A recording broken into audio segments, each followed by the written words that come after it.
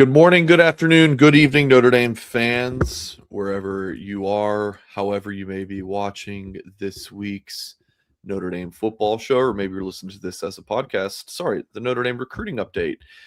Thank you for making us a part of your day. Kyle, it has been a while since we've done this high school football recruiting focus show. I think it was at the end of December. Since we did this last, we had a couple transfer portal shows. And then we took off last week, and here we are with this week's show. We're back. So, Kyle, how are you doing, my friend? I'm doing well. Oh, it's just me now. I don't know. Maybe a little bit of technical difficulties to start. I'm in my new home here in Cleveland, Ohio. So hopefully my Wi-Fi is pretty strong. I think this is the third show I've done here from Cleveland. So Mike's back now. Yeah, just saying, have it.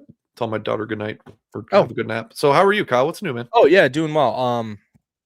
I was just telling our audience that I think this is my third show in the new house Mm, in Cleveland, Ohio. So I wasn't sure if my Wi-Fi was actually working well, but I think it is. Fingers crossed. I know the last time I did a show here, we had a little bit of a lag last yeah, time around. So I said this at the end of the Six Pack show the other day that how is it that our most senior member on our staff is the one with the least amount of internet issues? No, I mean, he has no audio issues, no internet issues. I don't know. Like, how does that tried and how do you true. figure that? I I don't bet know you how you Eric's hardwired in with an that Ethernet. listen, when I moved into this house, I had the internet people put the router in my office. So I am hardwired as well. And I also have like 1,000 upload, 1,000 download speed. That's what I have too. Or I don't know about. I think one might go a little bit slower than the other, but I know I have 1,000, whatever it is. So. And I will say, I don't know if your internet is like this, but I have like a modem upstairs, and then they gave me like a secondary router that I can put in my office if the Wi-Fi Yes. speeds tend to be slow. So let us know in the comments if I'm lagging around or you're missing what I'm saying or chopped up. I will Uh, break that bad boy out, and I'm going to put it down here in my new office. you get an Ethernet cord, and then there's like a USB-C to Yep, Ethernet for thing, and sure. Yep. I highly recommend. But anyways, I absolutely have that internet for late night gaming. I'm do not mess around when it comes to internet. But every once in a while it happens for me as well. Anyways, folks, please hit the thumbs up on this video. Subscribe to the YouTube channel here at Blue and Gold for more content. Busy time in the world of Notre Dame football recruiting. Of course, on the high school front, transfer portal stuff is over. The Notre Dame staff, including Marcus Freeman, out on the road during the January contact period. So if you are a class of, and this is new as of, I think last year was the first year, maybe the year before, that this was a thing.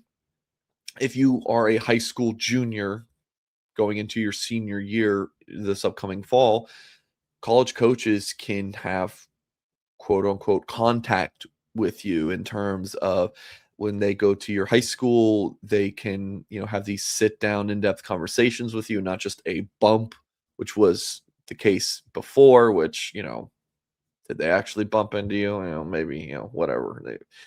But now it's allowed that you can have these in-depth conversations. There's home visits. You can actually have you can go out to eat at a local spot. Like there's a lot of different things you can do, and this will be the case for the spring evaluation period as well. I believe, Kyle, for this 27s, I believe you can have those home visits and school contacts. But the difference then is that Marcus Freeman and other college head coaches can't go on the road during the spring eval period. So that's when you see Marcus Freeman at the Yankees games and doing all these different media appearances and whatnot. So again, an important time. You get to learn about the 2027 board for the Irish, who's important.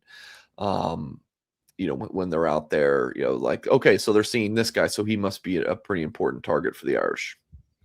Yeah, I think the rule change maybe corresponds a little bit to them moving up the signing day deadline, even though it's just 3 weeks. I think last year was the first year they moved it up to the first week in November. So when you move up the signing days like that, I mean, you're eliminating the whole month of December when those in-home visits used to occur. And if you even go farther back, I think that coaches, would have maybe went in home with high school senior class recruits after the new year because that was when a lot of guys were signing. But things are so expedited nowadays where I don't know if you remember, Mike, but before the season, I think that like 95% of the blue chip recruits in the senior class were already committed.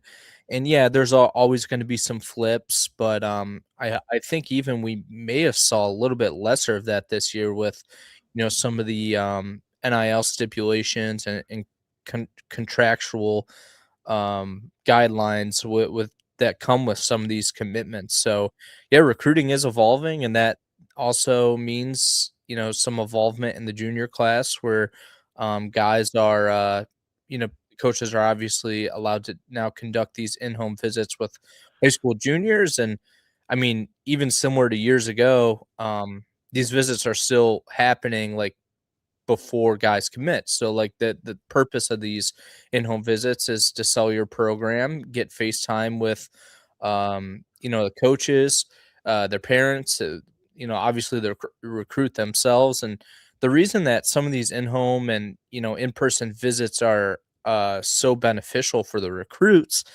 is when a recruit comes to campus, usually most of the time it's the recruit themselves and one other parent. If they're fortunate enough, they'll bring both their parents along. And but I've just kind of found throughout the years that usually one parent up on campus taking their kid, and that's just kind of how it goes. Whereas with these in-home visits, now the Notre Dame coaching staff sending one of their coaches, or actually in the case of Notre Dame, they send multiple coaches to see some of these guys. You get to see the kid, their whole family. Sometimes grandma's there. The coaching staff, and it's really beneficial to building those connections. And Notre Dame does as good of a job as staff around the country at that. And I think we might start to see some of the payoff here this spring. Lucian with the $5 super chat. Thank you very much. Stephen A. and Cam Newton dogging on Notre Dame makes me sick. Notre Dame haters. Okay, come up with better arguments. Yeah, look, I don't care. I don't care.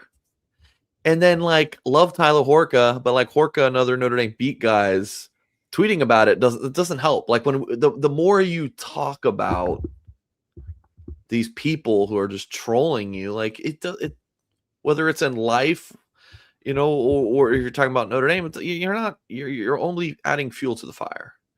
So if Stephen A, and I saw a couple of clips, if Stephen A is just talking about, hey, I don't like Notre Dame, I don't like this rule that if they're in the top 12, they get in, that's fine. But Cam Newton saying Notre Dame is not relevant,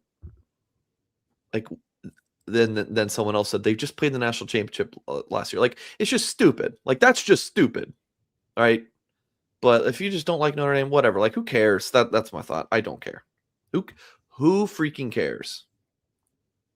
If you don't like it, don't watch the show.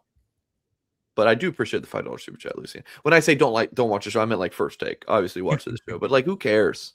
That's my thought. Well, ironically, I think First Take is one of the better rated shows, sports television shows, not still out there right now. I mean, obviously, a lot of people are coming to YouTube to listen to guys like us. That's the primary platform, it seems like nowadays, for sports commentary. But the reason that Stephen A. Smith and guys like Cam Newton make comments like that because they get eyeballs on the television, and eyeballs on the television means money in ESPN's pockets. Yeah. So it's kind of how the game is played.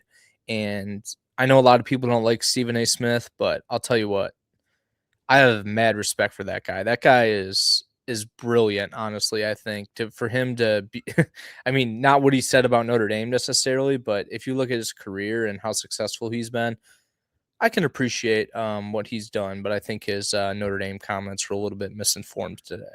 Don't disagree. Ghost of ND, I think it says Blue and Gold Nation with the salute emoji, 100%. I think Ghost of ND is one of I had a few emails after our show Wednesday night where I mentioned that 50% off deal. Yeah. So what happened was my boss told me that if there's anyone else who still wanted to take advantage of that, just reach out. We can make that happen.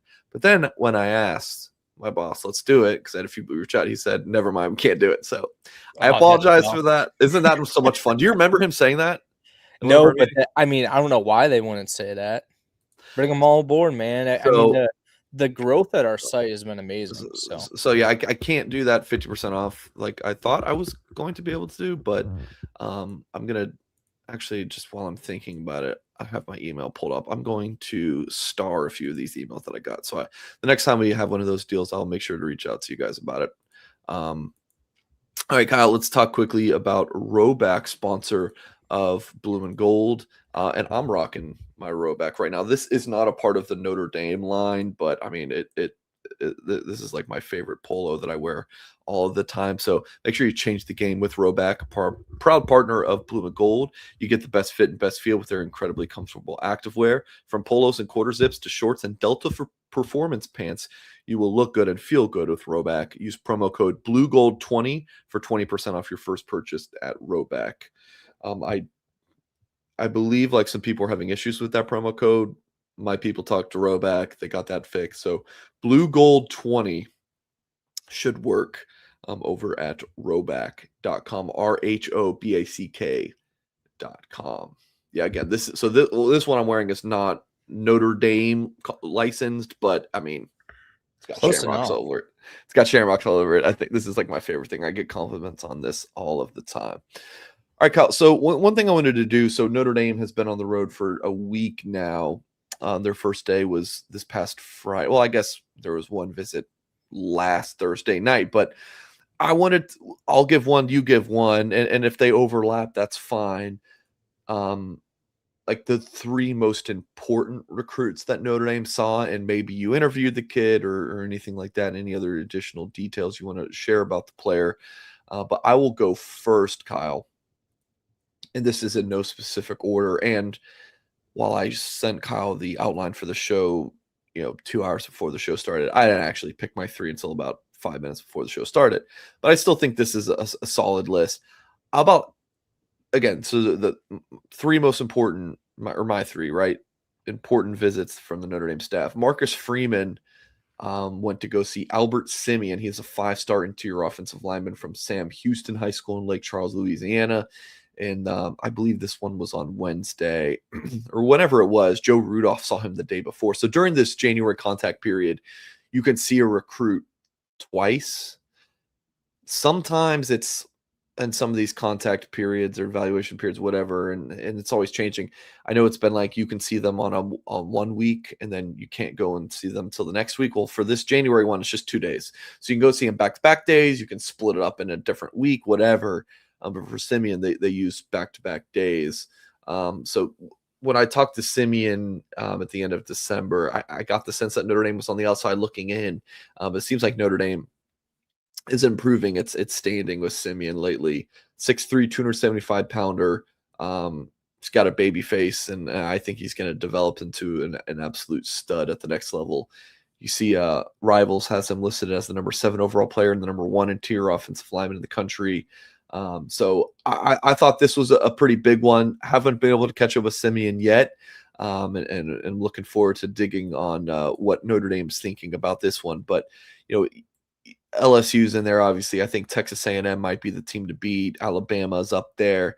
I thought this one was important, Kyle, for the sake of Notre Dame just being able to make a bigger dent in this recruitment. So that's mine, Kyle. What's your who do you want to go with first? Well, check the chat. I sent you who I'm going to go with, if that helps kind of cue up the name. And then if you want to bring up his X profile, I'm going to make a quick point about that. But the reason I want to just talk about Albert Simeon real quick is, there are more details from Rivals and Blue and Gold that we've shared to our subscribers online. And basically is a decision might not be too far out for Simeon. So the fact that Notre Dame went down there and, got Marcus Freeman around him and also Joe Rudolph, I think that's a pretty big deal because Notre Dame's kind of considered one of the sleepers in that recruitment. My guy, my first one for this topic is Marcus Facatu, the elite defensive lineman, 2028 class recruit he's reclassified from 2028 to 2027. He's from Orange Lutheran out in California.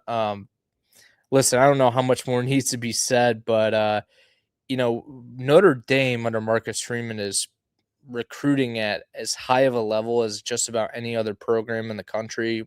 Especially you look back this past year, most 5-star commits are right there with it, next to Oregon, and then number 2 class in the rankings. So Notre Dame's been outstanding on the recruiting trail.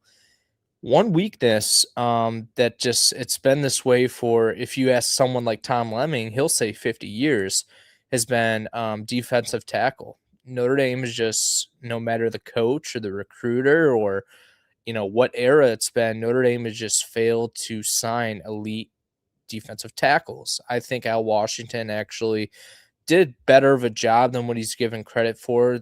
When you look at Chris Burgess coming in, and then this past year with Elijah Golden, those guys are really talented, top 100 blue chip recruits. But here's your 5-star guy. Notre Dame has never had a 5-star defensive tackle enroll on their roster. And Marcus Facatu, even though he's not currently that with his recruiting ranking, he is as coveted as any player in the country. And the reason I wanted you to bring up his Twitter page, Mike, I know you just switched off it, but go to the media section, if you don't mind, of his Twitter page, and you can see all the coaching staffs that have come to see him during the January recruiting contact period. I mean, every marquee program is out to see Facatu. I think that's Texas right there. Texas A&M has been down. I think Oregon. Wouldn't surprise me if USC has been there. Michigan, BYU. In every program is stopping by Orange Lutheran to see Marcus Facatu. I mean, this guy is elite as they come in the 28 or the 27 recruiting class. Right now, going into January, Notre Dame has a lead, but I'll be interested to see what the his top group of his recruitment looks like after all these coaching visits. So important trip for Marcus Freeman and company to hopefully sustain their positioning in his recruitment. Yeah, and I believe that Facatu will have Notre Dame staff see him next week as well. Like, I don't think that was what, like with Simeon, where Wow, it was back that's days. unbelievable. If that's, I mean, they're If going to they're go back, cross country. well, well, it was Freeman, so it was like you had half the staff out there or whatever on the West Coast, but I think like Charlie Partridge and Nick Sebastian weren't out there, They so got to get them out there, both so those guys. I would anticipate that happening, Kyle. Speaking of defensive linemen, there's been a lot of reporting on Zyron Forstall from IMG Academy, originally from New Orleans. In the past week, you saw him at the Under Armour Media Day, and I know the Rivals guys have been writing about him a lot, but he's the number 9 overall player, number 1 edge. Notre Dame offered him in December, Kyle, like early December. And, I remember talking to a source after that, and they were like, yeah, like, think that Notre Dame's got a really good shot to make a dent in this recruitment. And he's spoken pretty highly of the Irish. So, Marcus Freeman was obviously at the national championship game on Monday night. And then he, recruited in South Florida the next day. And then so you recruited in South Florida on Tuesday, and then or on Monday. I can't remember some of these. But anyways, then they went over to like the Tampa and Southwest Florida area, and they did make a stop in at IMG Academy, saw Amari Irvin, and I'm sure they spent some time with Zyron Forstall, again, the number 1 edge in the 2027 class. So how do you follow up a class with Rodney Dunn and Ebenezer Uwatade, excuse me? Why don't you go try to get the top pass rusher in this upcoming recruiting cycle? So I thought this was a big one. Notre Dame's trying to make a big move in this recruitment. He hasn't been to South Bend yet. Irish are,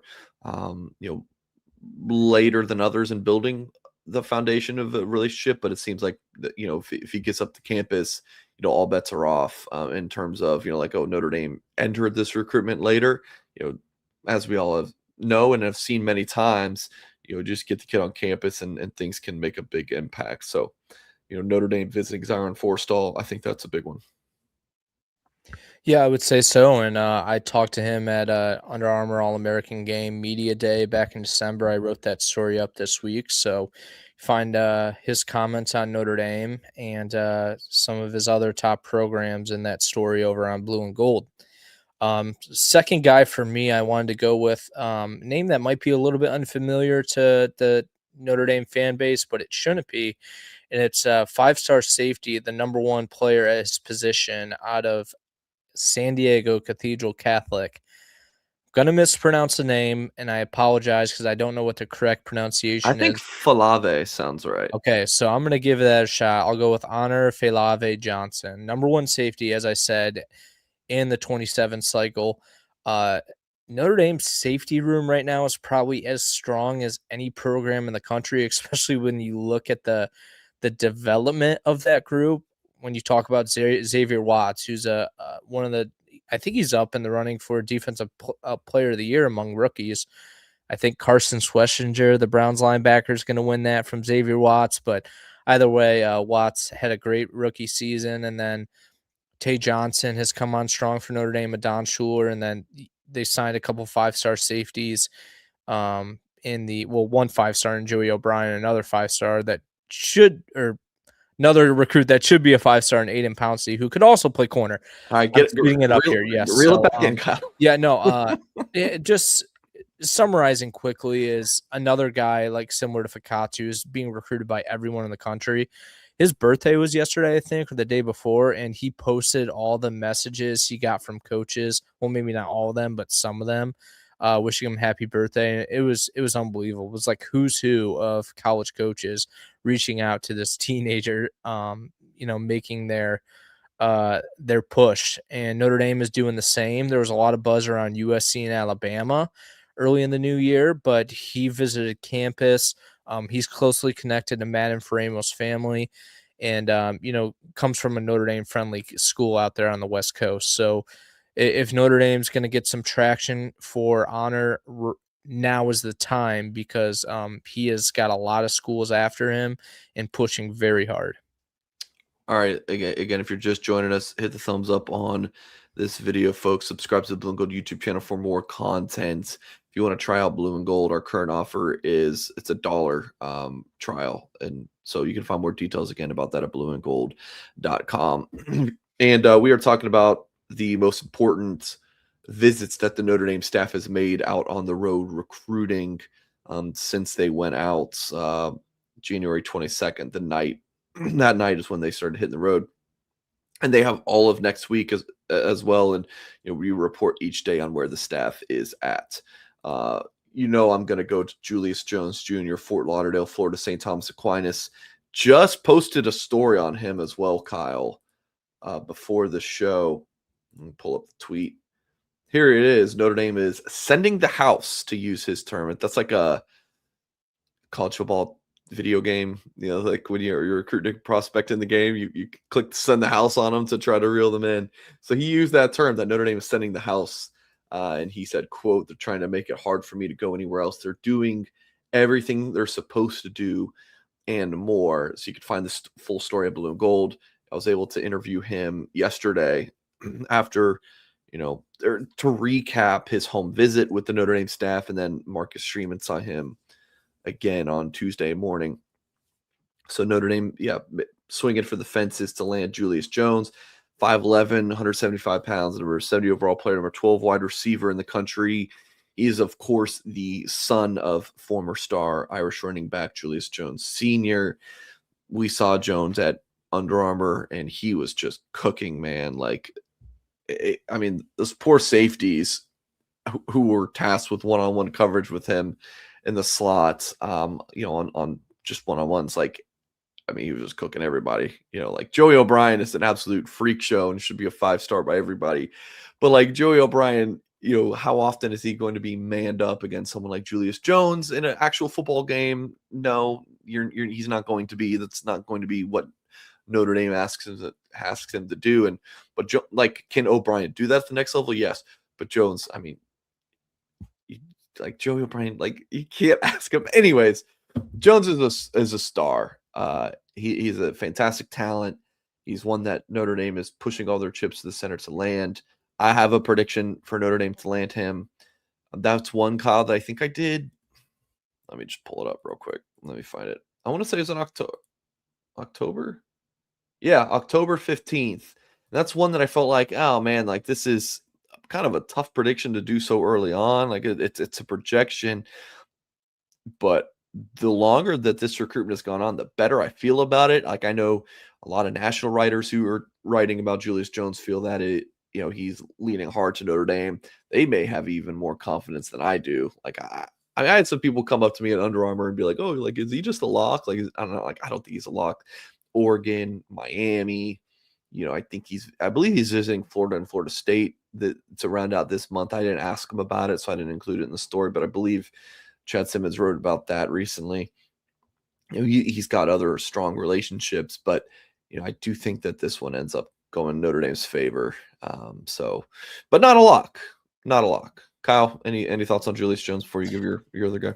Yeah, I've just I think back earlier this month when I was writing about seeing Jones down at Under Armour, I think I said I felt your prediction was pretty bold for Julius Jones Jr. I think you might even have felt that way yourself as you were kind of explaining your decision to predict him to Notre Dame there. But yeah, I'm kind of with you. It seems like the national side that's covering his recruitment is almost more optimistic than we are.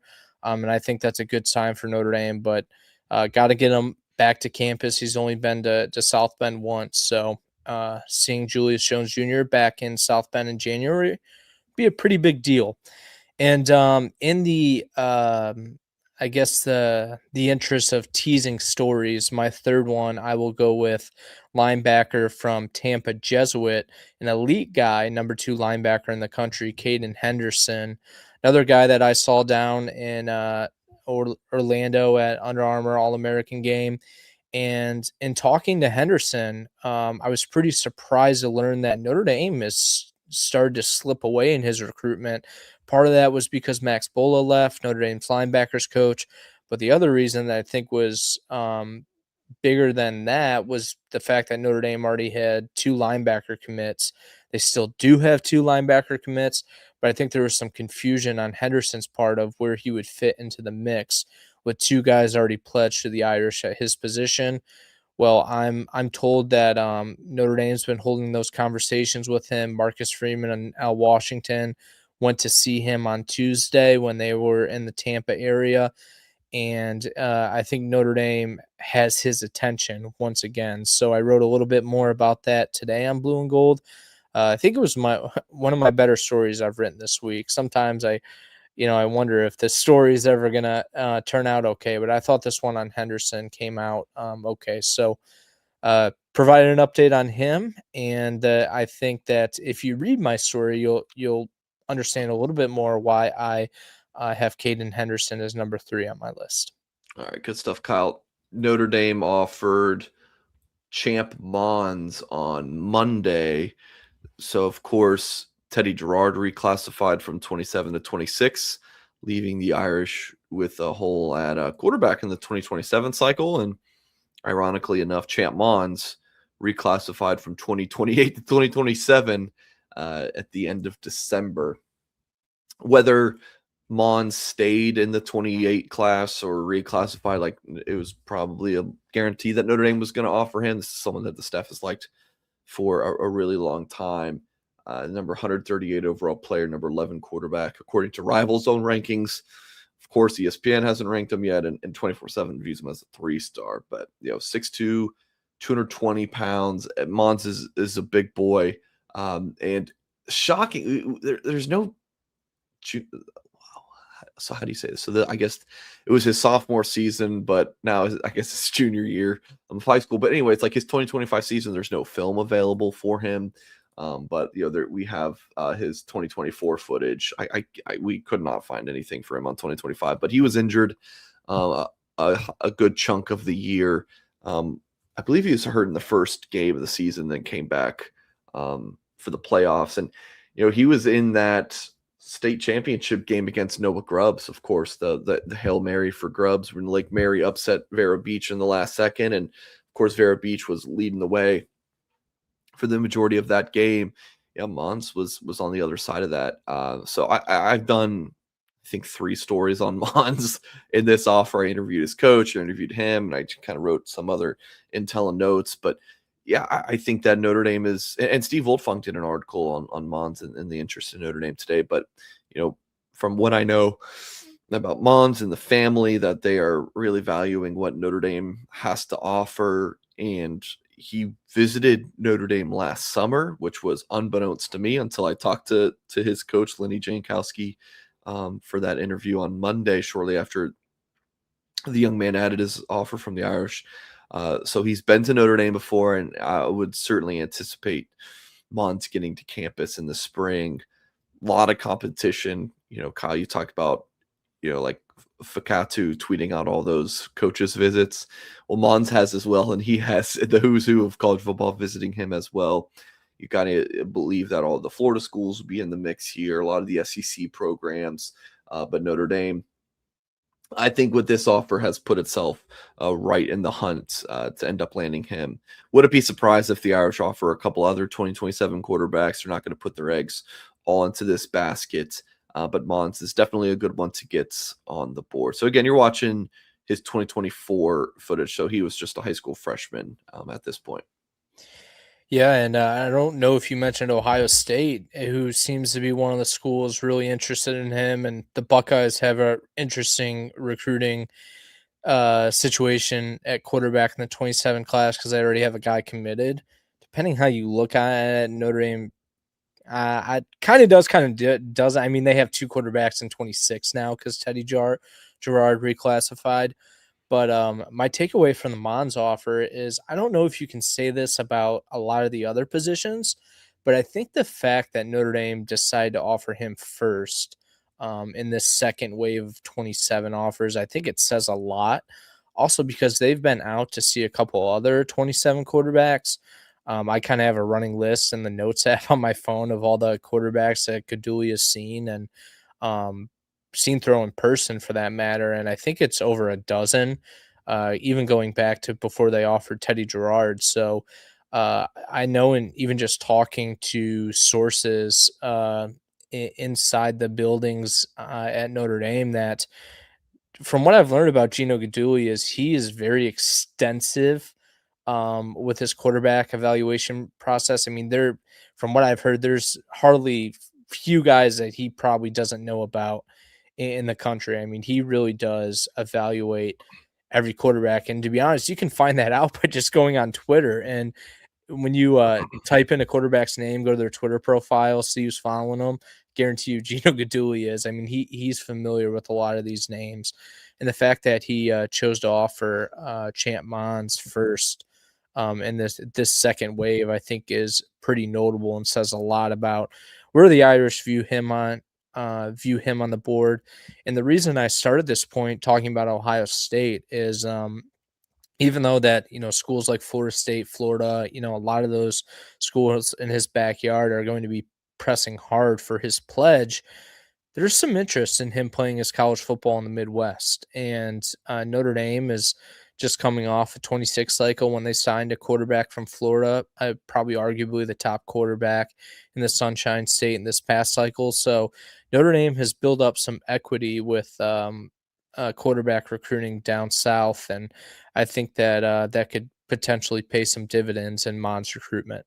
To your point about Gino not leaving any stone unturned, there was a couple years ago where Gino went to go see a quarterback in the spring eval period. I want to say it was Antoine Hill, who ended up at Memphis and then transferring probably a couple times. And Notre Dame had offered Hill, but he had already pretty much eliminated Notre Dame. And I remember hearing that Gino was going to go see him, and I'm like, why?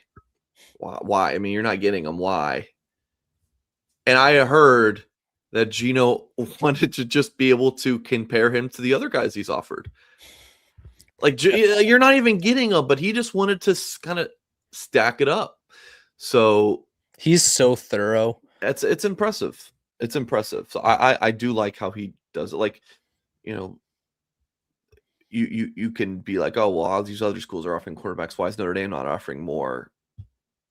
It's because Notre Dame has a way of doing things, and I think that their track record of quarterback recruiting since he joined the Notre Dame staff has been pretty strong. You got to remember when Tommy Rees left, CJ Carr was still committed to Notre Dame, but there was a second there where he was like, I'm going to kind of wait and see what happens here. Like, Gino had recruited Carr when he was at Cincinnati, and I believe Carr even visited Cincinnati, but they didn't have a super strong connection because, Gino or Carr wasn't really considering Cincinnati that closely. And then Carr was kind of like, all right, I want to see what this looks like. I want to see what other schools do. Like, I'm just going to I'm not going to come out and be like, tweet out, I'm locked in with Notre Dame. Like, let me just kind of see what happens. Gino comes in, they build that strong connection. Carr was locked in, no problem, right? Go to the 2020, so that was 24, 25 class. You had Deuce Knight committed. Of course, that didn't work out. You get Hebert in, flip him from Clemson late. 2026, you beat out a ton of big-time programs for Noah Grubbs. To 27, you get Teddy Gerard over Georgia and Ohio State, Michigan, and Penn State. Of course, he reclasses. Now you're on 27. Like with of course, Gerard reclassing, and I need a new 27. Like just looking at on paper what Gaduli has done with quarterback recruiting, I think it's been pretty darn solid. Not to mention, the transfers. With Riley Leonard, I think Leonard's the only one that with Hartman. No, I think Hartman signed with Notre Dame and then Rees left. I think when Hartman picked Notre Dame, Rees was still at Notre Dame, and then he left soon afterwards, and there was no issues with that. Although I do feel like I remember a rumor that Hartman could somehow follow Rees to Alabama, but of course that did not happen. But anyway, I think the proof is in the pudding. I think Julius done a really good job recruiting for the Irish, and developing the young quarterbacks as well. All right, I have a dentist appointment here in a little bit. So we are going to sign off the show a little bit. 36 minutes. Not too bad. So we're going to sign off the show there. Please hit the thumbs up on this video, folks. Subscribe to the Blue and Gold YouTube channel, of course, for more content. Go to blueandgold.com. I mean, we are just loaded with coverage just on the site right now. Kyle has that article up on Kaden Henderson, a top linebacker. I have a new article on Julius Jones, analysis on Notre Dame's 2026 schedule. Tyler James did a breakdown of Notre Dame signing rivals industry 5-star prospects and how the Irish set a program high in the 2026 class. Coaches on the Road report from Thursday. Wrote a story, which in other weeks, this would be a headline. Will Notre Dame football commits visit SEC team? When I say headline, like for this show, right, we would have talked about it, but we just had so many other things to talk about. I mean, we are just loaded. So that was like 20 articles or something, if not more, just in the past 24 hours. I mean, no one's covering Notre Dame like Blue and Gold. There's just no one covering Notre Dame like Blue and Gold is. We just have so much manpower, so many talented writers. Blue and Gold is definitely the place to be. So if you enjoy these YouTube videos, you are going to absolutely love blueandgold.com. So that is going to do it again for this show. Hit the thumbs up if you have not done so yet, folks, and we will catch you next time.